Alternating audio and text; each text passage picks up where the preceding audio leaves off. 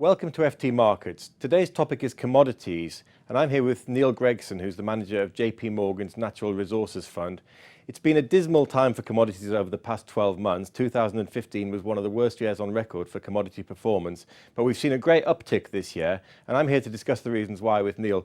Neil, we're out of the super cycle. What sort of moment are we at for the commodities outlook, would you say, at the moment? I think we're getting through the worst. I think we're through the denial phase now. So you mentioned 2015 as being a bad year. Well, we've had an unprecedented 5 years down in the mining sector, albeit after a super cycle, interrupted briefly by the global financial crisis.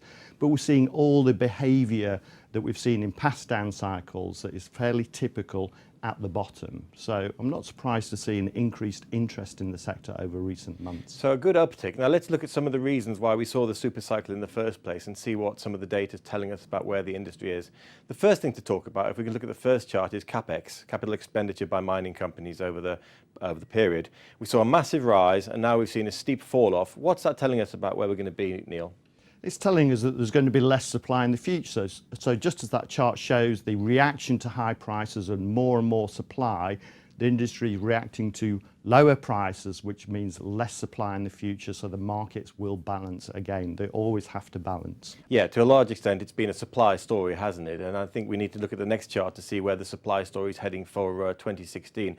This is a chart that shows small rises, very small rises for a few commodities, but generally supply growth trending downwards. So we're going to see restricted supply this year, particularly for some of the base metals. Neil, is that going to be enough really to change the outlook fundamentally here? Well, I think it will be, even with a modest uptick in demand.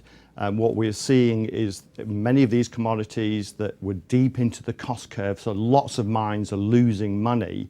Some mines are getting old and closing, such as Century Zinc, one of the world's biggest zinc mines, is now closed. In other areas, like in copper and zinc, we've had lots of announcements from companies like Glencore about cutting production.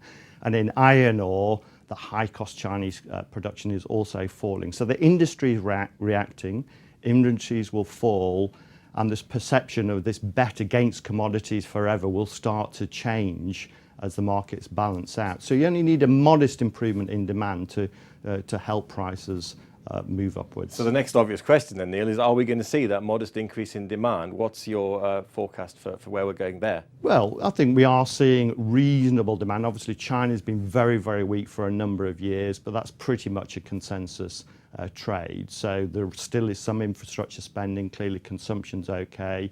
You know, the US seems to be performing okay as well. So we are seeing modest improvements in demand, but nothing stellar. But again, with the supply cuts that we've seen and announcements that we've seen about future supply cuts, that's going to help a lot. So I think we are through the worst. Through the worst. Neil Gregson, thank you very much for joining us this morning.